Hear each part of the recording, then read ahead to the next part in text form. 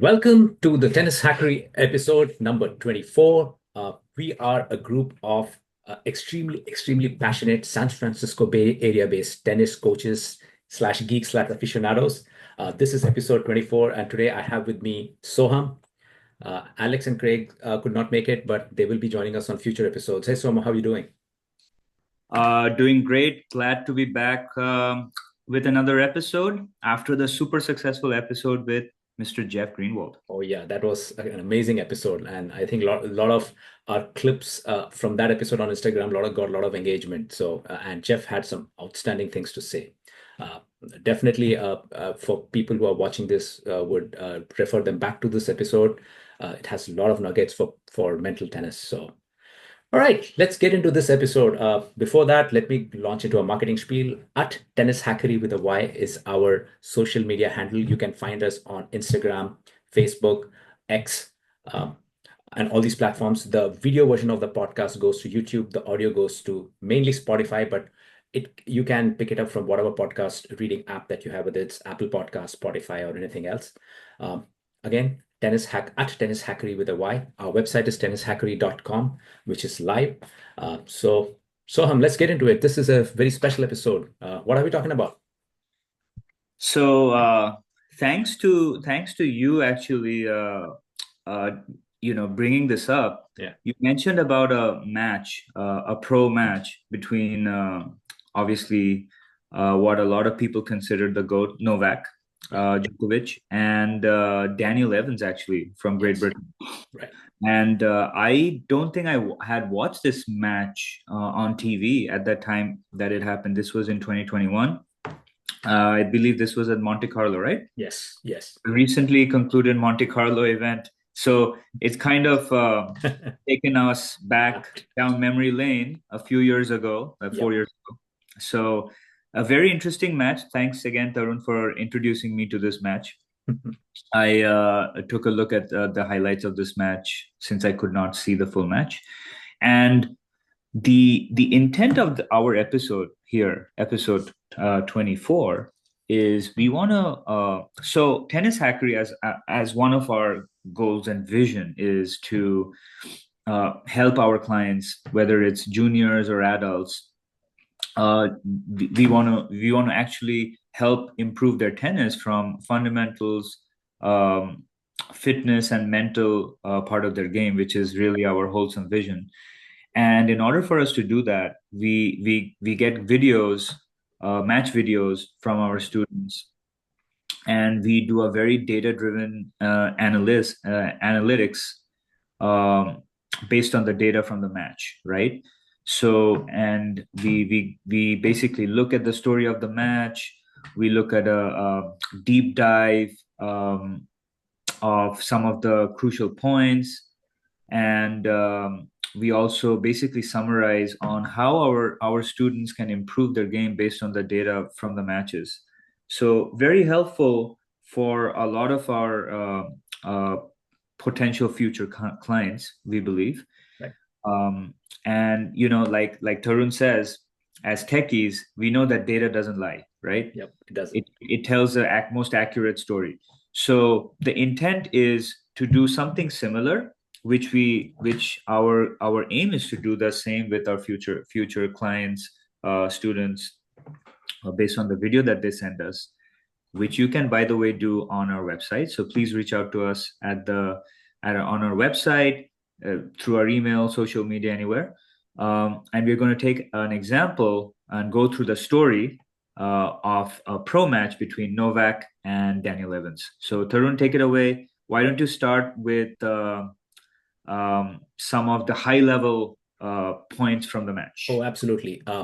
So, since Monte Carlo just concluded, we thought that instead of talking about, the recent results from this tournament, we thought we'd take a more obscure match, which is representative of what usually happens in recreational slash junior tennis, where you have players of varying abilities, strengths, and weaknesses matched up against each other. And on a given day, when a player is not really feeling it, how the opponent, uh, typically typically the player who is so-called a lower UTR or less able less. I say that in air quotes because you You can might never. want. Yep. You mean Yes. underdog. The underdog. Uh, just pulls the rug from under the better player and they win. So this is a classical upset. So let me share my screen. We can go through a few points and then we'll talk about the story of the match. So let's go here. While you bring it up, Tarun, Mhm. it just goes to show while I was watching the match, and based on what you were saying to me earlier, like you were telling me you should watch this match, you should watch this match, it's fascinating. I'm Right, like I was thinking in my mind after watching the highlights, it's so when two players step on the court, right. it's like anybody's match at the beginning, Yep, right? Like yep, if the so-called underdog has done their homework well, right. they can actually win. So this kind of, even though this is professional, this is encouraging for all our listeners, all like players in like profession, like even at a recreational level, that if you do your homework, if you stick to your guns and do focused improvements, Right. you can beat somebody who you're not supposed to win against, right? That is true. Uh, right. Let me bring this guy up quick and we can get into a point play deep dive. All right. Yeah. So you can see my screen, right, Soham? I can. I All see. right. I see the screen where I see Novak and Daniel Evans. Right. Okay. Okay. So let's see here. So again, in this match, we can see that Novak was definitely not feeling 100% for this match. We can just get that right out of the way. But that doesn't mean that he should be losing. So you can see here the tactics that Dan Evan used was complete brain damage. So he basically sliced a lot of his points were sliced into Novak's backhand. He took the ball out of his strike zone. So let's see a few of those points. You can see he makes simply a backhand, and there goes a slice. Now you see where the slice is landing a bit short, and Novak is not able to really create offense. And then he brings Novak in.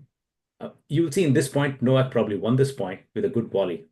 But you can see the general idea that he used, which was to slice and to kind of take the ball out of Novak's strike zone. Again, you see there's another slice that goes through.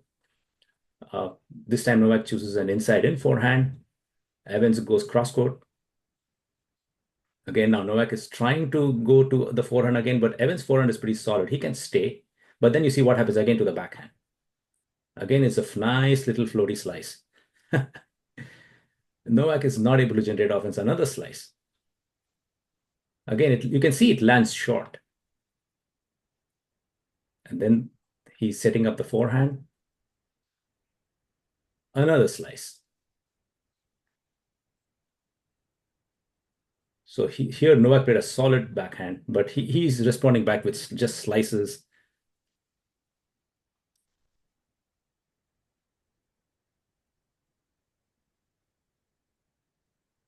It's a good lob there over the backhand. So in this point, you can see the general story of the match. Again, in this point, you can see Novak win it. But the point here was again, uh, the ball is getting out of Novak's strike zone. He's playing longer points that he would like to play. And then without the ball being at his optimal strike zone. So again you see this is a short slice. Novak just plays a neutral backhand when he does have the ability to change direction. So Novak with his backhand could go either ways, right? He could go down the line or cross court. But you can see that he chooses to keep the ball, just play the neutral ball, and he's getting sucked into these patterns. So let's see other points. So what do you think, Soham? This is the general overview of how these points have been going. It's very interesting. Yeah, Like as we see from the video, and you're right. I mean, when I went through the video for the first time, I felt that Novak was a bit off. right, Like I don't think he played very well. right. But when I saw the video for the second time, I was looking at some patterns, like Right. you correctly pointed out, Mhm. that Dan Evans was smartly using a lot of slice Right. and like short. Like you're right, his forehand was solid, Yep. right? Yep. He was using short in the like 3/4 court range that it Yep. was dropping, so Novak could not generate offense, Right. and Novak likes to dictate, right? Absolutely. Like to push you from side to side, dictate the point, which I don't think he was able to do as well here. There you go. You see here. That led to more errors Right, from him you know than usual, right? right, right. So it was smart, and the good thing here, if you look at all these points, is I don't think Dan Evans was trying to overhit or Yeah, outhit or trying to smash winners. He was patient. right. He was sticking to his game plan of that slice. Yep. And I think Dan Evans is actually pretty good at the net. Yeah, So I think this is a good effort from yeah. Dan Evans, but Yes. Novak won the point. But Yeah, overall, yeah. But overall, the thing is, you can see he won the point, but he's putting so much effort into these points. You can see again the slice is coming through. Again, the slice is coming. So this time Novak tries to, the ball lands here. So he tries to turn his hip and play an inside out. But again, you see the backhand. It's a soft, floaty backhand. So he uses his forehand. that's a great Yeah, that's shot. a great shot. I mean, Opening he's up the just court. setting it up, right? So the moment you play inside out, you give up part of the court. Uh, it has to be a very good shot. So I think that the thing is, obviously, if somebody is very disciplined, right, and Right. sticking to the plan, Yep. which is not easy at a recreational level, Yes. because not everybody has information about a player, Yes. right? That's the thing, right? Like you have most of the time you have never played against your opponent. True. In this case, he had information about Novak, so Yes. he was disciplined, and like I said, he stuck to the same game plan. Like he wrong foot Novak. Exactly. Yes. So I like that aspect of this match, that he never went away from Yes. his game plan. He stuck to it. I think that's the biggest takeaway that I have. Like Yes. what happens is generally Hmm. an underdog wins the first set, Yeah. and then the higher ranked player usually adjusts, True. and you also expect that the lower ranked player dips in their level, Yeah. and they start making some mistakes. Right. I mean, there's a reason why some players are higher ranked than the others, because they're just more consistent over a 3 sets or 5 sets, right? True. So money's on them that they're going to adjust their Mhm. game plan for the second set. Absolutely. I think Yeah. the second set here was closer, Yep. but I think Dan Evans just played a patient match. I mean, Yep. that's what I have to say. Yep. Novak was a bit off, and that's what happens. Yep. That's why I said in the beginning, when two people step on court, Yep. and this is the advice I also give to juniors, is never think. Some people come up to me and like tell me that they're about to play a tournament, right? Yep. Over the weekend, and they come to me on the Thursday when the draw's out, and they're like, I'm playing against a better, higher ranked opponent. I'm Right. like, that's great. You want the challenge, right? Don't Right. don't don't ever think just because your opponent is higher ranked that you can't beat them. If the higher ranked player is off their game, Yep. you are disciplined, just like Dan Evans was, Yep. and you know what your strengths are, and you can camouflage your weaknesses by using Absolutely. your strength and going and trying to attack their weakness. Yes. You can have a chance to A win. chance. Yes. It's a chance. A chance is And all we need. Yep. Yep. again, this is the great takeaway from this match for me. It's Yeah. like Dan Evans was patient. He didn't get irritated. Yep. He stuck to his game plan, and he executed exactly what needed to be executed. And Novak was a bit off. That's Yes. it. For sure. Uh, What I'm curious to yeah. know, Let's look at the great. analytics, Soham. Exactly. Yeah. I was Yeah. just going to ask you Yes. that. Like, Yes. I'm so curious because at Tennishackery we we strive on using data Yep. to make our points, recommendations. I would love to have you walk through some of the data that was shared in this article. Yes, for sure. So I'm sharing my screen here. What we're showing is a famous article, actually. This is by Craig O'Shaughnessy from Brain Game Tennis. He was actually on Novak's team, but I think that was prior to this match. So I think he was on Novak's team between 2016 to 2020, I think. I'm not really sure about the timeline, but this was definitely after he was off the team. So he posted a very good analysis on this match.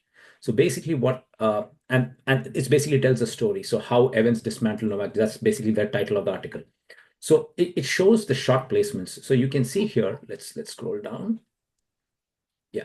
So what's happening here is uh, you can see the spread. Djokovic's backhand placements. The match was decided by the backhands, and it's kind of counterintuitive because you would think that Novak has an edge, pretty much the best backhand in our game. So, but you'll see the placement. You can see Novak's backhands is going more cross courts and has better length. So he's actually hitting decent depth with decent depth. Dan Evans' backhands are slightly more centered towards the middle. Now, Mm. this is because he's trying to lower the strike zone. He's not trying to get into cross court cross court slugfests because he frankly doesn't have a very good. I'm sure he can drive that cross court backhand, but he doesn't want to get into that matchup. So, firstly, he's playing to his strengths, and even though his strength matches up against his opponent's strengths, he's changing the strike zone. So the height of the rally is low, and it's more centered towards the middle of the court, as you can see here. So what that means is that Novak is actually bent when he's hitting it. He cannot generate that much offense. You can again see from the number 7% middle. Here he's going 16% middle. So that's in the story of the match. And you can also see uh, what the other thing was. Novak had played Yannick Sinner before this match and he had beaten him. Now you can see that the speeds just don't match up. So Yannick Sinner, remember this is Sinner of 2021 when he had still more growth to do. He was hitting his average backhand speeds are 71 miles an hour, and Dan Evans is like laughable, 57 miles an hour. But it tells you speed doesn't matter here. It's just consistency and how you use your strength to either match up against your opponent's strength or weakness. You can see Craig O'Shaughnessy's takeaway. Dan was hitting slower on purpose. He was lowering the rally on purpose. He was making Novak hit as many backhands so that from positions from where Novak cannot open the court. Now, Novak could have opened the court up. He could have gone line or he could have gone heavy cross court. But for some reason, he was just getting sucked into that pattern. So he was not able to hurt Dan with all those, off pace, middle of the court backhands. So, and then Novak, this was kind of frustrated Novak, and you could say that partly Novak beat himself by not being 100%, but in short, it was Dan who helped him lose. So this is a classical phrase that we hear in tennis that if you can't beat your opponent, help them lose. This is the classical winning ugly parlance by Brad Gilbert. Help your opponent lose. Yeah, So thanks. yeah. Thanks for utilizing that on me also sometimes. Come on, man. So, so also think just to add to what I'm seeing on in this article too Right. is in general, I think Novak likes pace Yep. because he can counterpunch. Oh, yeah, absolutely. So if you don't give him that pace, then might be a better strategy against him, right? Right. Now, even at a recreational level, when I see players play, right? Right. There are a bunch of people, and also I must say the way juniors train these days, Mhm. at least what I see in NorCal tennis, Right. is everybody loves pace. Hmm. For some reason, I feel like people need to have a variety of tools, right, to Yeah. use in their toolbox where sometimes hitting big does not work. So having that variety where you can change up the speed of your shot, the Hmm. power of your shots or the velocity of your shots, right, Mhm. can be very useful. Like you Right. don't need to hit big. Hmm. There are way too many people who enjoy the ball coming to the racket at a like high Yeah. speed. Yep. Yep. It's much harder and more frustrating when that they don't give you that, your opponents don't give you that, Right. and you have to generate the speed because it's like two things, right? You have to generate a little bit more power and speed on your shots, and you have to place it. Yep. So mentally you have to do twice the amount of work. Yes. Absolutely. So this is actually great learning experience even for me. Yeah. Like I prefer to play singles, and there's so many higher level players that I've played against who I have not been successful against, for example, at like open levels. but this is like eye-opening, right? I think Yep. at Tennishackery, if we do more of this, I'm very certain that we're going to help our students, or people who subscribe to us, develop strategies in their game which will help them do well against like better rated opponents. True. And this is not by out hitting someone. Yes, It's the absolutely. Yeah. whole purpose of this is to use your mind, maybe use some data from previous matches, Absolutely. which our students will have access to, obviously, Yep. to kind of see how their journey has been Yes. from week 1 to week 10, right? And visually you can start looking at data and performance changes, hopefully improvement over time, right, Yep. Tarun? Yep. Totally. Uh, and yes, and the thing is, this is goes on to show that uh, so at Tennishackery, we are really looking at the wholesome aspect of tennis, which you said, where we are going to look at a given match for a client from all these perspectives, fundamentals, fitness, and mind. And remember, this is for a match. This is not for drills, because match there is a big gap between how players are drilling versus the performance during a practice court versus in a match. In match, usually people underachieve because of the pressure of the match and things like that. So we want to see how the performance is in a match setting, and apply our fundamentals, fitness, and minds principles, and come up with a nice little package video.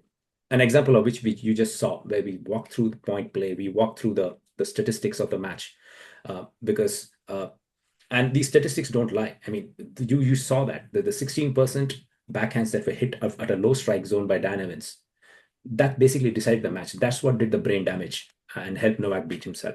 So we would like to uncover such insights and help players and track these over time, so that it will be like a very handy coaching tool that the players can use with their own coaching teams and help them improve their match play, for sure. So let me pause here and ask you a question. Okay. Yeah. Let's say coaching is allowed and you were sitting in Novak Djokovic's box. What would you advise him doing the changeover in this match? Let's say the first set, after he lost the first set. From what I saw between in both the first set and second set, I think I would have, well, first of all, I am no expert. I am just saying based Yeah. on my experiences Right. and what I have seen and general knowledge about tennis. I think what could have helped is so obviously Novak is smart enough to know what's going on, I'm Yeah. sure, Yeah. right? And if I had an opportunity to talk to him at the changeover between the first and second set, I would also tell him like, okay, this is what this guy is doing, right? Going backhand to backhand, slicing, keeping it kind of short. I think I would have tried to stop Dan Evans doing that by attacking the net Okay. and just not letting him get into this backhand to backhand slice rally. Okay. And Novak's not bad at the net. Yeah. He's not Uh, bad at the net. Yeah. he obviously, I think he prefers to be at the baseline, but I would have taken, I would have shortened the points in a way where I started coming after slicing. I would come in to the Okay. net Okay. to make Dan Evans think twice or have to pass me. Yeah. And he might do it a couple of times, Hmm. but passing like 70-80% is not easy. Yeah. True. Especially Novak. Novak is not like a 5'4" guy, right? Yeah. Yeah. So I think Novak probably didn't come to the net as much as he should have. That's And the other thing is after this, and this is not an easy shot. Yeah. After Dan Evans was slicing on to Novak's backhand, I would have tried to maybe bring Dan Evans in, maybe like do a little bit more drop shots or Right. something. Yeah. But Dan Evans is actually pretty good at the net. Yeah. But at least maybe experiment with those things. But definitely like play, take your position forward and be more of a presence near the net. Nice. That's good advice. Yeah. What I mean, what about you? Like, do you agree? Do you think there is any other strategy? Yeah, I definitely agree with this. He should definitely mix it up. I think primarily what he could have also done was to to change direction. So because Novak is a master of changing direction with his backhand, so instead of Yeah. going back cross court or even slicing, he could have gone line and go down the line. He does that often, especially on hard courts. You can see that he'll just redirect the ball. It's a zero risk shot for him. He's a master at it. He will just step in and he would just crack the ball up the line. Uh, so that goes to Dan Evans' forehand, where he's probably rushing to. But maybe that may not be a good strategy on clay because it's the ball sits up, right? So Dan Evans would have given him time to play that, to play a good forehand by moving to his right. But I think he may have tried to change directions. Who knows? At least that would have brought him out of that pattern and exposed more of the court. Because hitting a backhand by standing leaning left towards the left side of the hash center line is different from having had to hit a forehand on the right side and then trying to hit a backhand. So perhaps he would have tried to go change directions is what I would think. But your strategy of drawing him to the net, especially if the ball is really short, you can just slice and come in. That's also it just mixes it up basically. So yeah. I think to your point, when you're getting like a slice Mhm. which has not too much pace on it, Right. on clay, Mhm. and it sits like low, Yep. I think it's very hard to actually change direction. Yeah. I That's understand that. Yeah. that's the only thing. Like, I Yeah. guess if you're getting a cross-court slice from Dan Evans' backhand to Novak's backhand, Right. and it's like sitting low, Yeah. it's really difficult to slice, let's say, slice back Yep. to the forehand side. That's Yeah. not an easy shot, Yeah. but that's high risk. So it's a Yeah. lot easier for him to go back cross court. Right. Right. So I would probably cross slice back Hmm. to Dan Evans' backhand Hmm. at an angle and then come into the net. Because for Dan Evans to pass him that's very difficult because slice would sit low. Okay. You have to bend your knees really Oh, low yes. Yes. for you to clear the net. Yep. I think that would be my Yeah. strategy. Yes. And I also kind of think that you have a good point here. So, and I think this kind of a strategy, no, I don't think Dan could have pulled this off on a hard court because there it's very easy for Novak to change directions and the Yeah. pace is different. So, the Yeah. conditions also matter, I guess. So, No, I mean, hats off to Dan Evans and his yes. and his team for Yeah. doing their homework and Yeah. like I said, sticking to their Yeah. plan and executing really well. It's one of those days where Novak was caught off guard, Yeah. probably.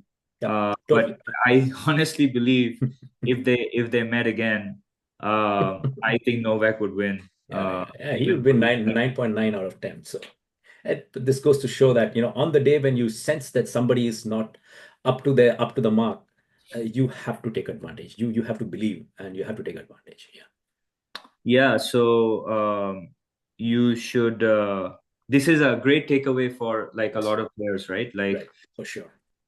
do your homework, work with your team, Yep. and this is what Tennishackery will do for you. For anybody who wants to come to us, please send your videos. We are more than happy to analyze and help you, strategize in a way that you can actually beat higher ranked opponents Yeah. using your mind and doing homework and maybe using data, right? Yep. Absolutely. So yeah, so Tarun, I mean, this is really great stuff. I think we have a bright future to look forward to at Tennishackery For sure.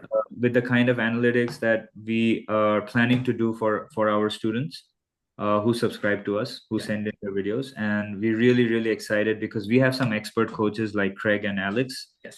who deal with a variety of tennis players, right?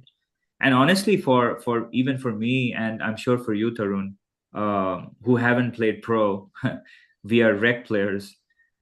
This is eye opening, and I think we can learn a lot from doing Absolutely. these Yes. analysis and Yes. kind of, at least I would love to implement some of this stuff into my game from what Yeah. from all the analysis that we do. Yeah. For sure. And for our viewers and listeners out there, please do so. You do see that Soham and I got into a back and forth. I would call it a slight debate on how Novak should have played this match. So if you agree with us or disagree, please comment, share, subscribe. So we would love to hear from you of what you thought about this match and what you thought specifically about our analysis of that match, because this will really help us inform the match analytics part of our offerings. With that, we come to the end of episode 24. This was a real fun episode to discuss. I mean, I had a lot of fun discussing this with you, Soham. Likewise, Tarun, Yep, and yep, I'm looking forward to some comments, yep. engage in some comments with our viewers, Yes. and look forward to many more exciting episodes with we have some exciting guests in the pipeline, honestly, and we'll obviously have Craig and Alex back with us next time. We definitely missed their input today, but like I always say, they're hard at work trying to help some of the budding tennis juniors Absolutely. out there Yep, for sure. in the beautiful sun Yep, right now. So, totally. where can our listeners and viewers find us again? Yep. At Tennishackery with a Y is our social media handle. You can find us on Instagram, Facebook, X, which used to be Twitter. Uh, Tennishackery.com is our website, so you can find out more about us, our mission, which is basically fundamentals, fitness, and mind. It's there in our logo, which is actually based off of the American development model of this color coded tennis. So fundamentals is orange, fitness is green, and yellow is for the mind game. So Beautiful. please do go to tennishackery.com and look us up there and read and. Would like inviting you there so that you can read up more. You can know more about us and our team. Perfect. Yes. And with Uh, that, we come to an end, Tarun, and I think we are looking. Next time we meet, it's going to be quarter century episode. So definitely look forward to that. I think we have been very thankful for all the audience and all the love that we have gotten, and it's only good for us to keep growing and bringing great content to you guys, both on the episodes and podcast side of things, as well as we're developing a very very cool product for our future students, to help them improve their holds on tennis. that said, bye bye. Yeah, take care, guys. Bye bye.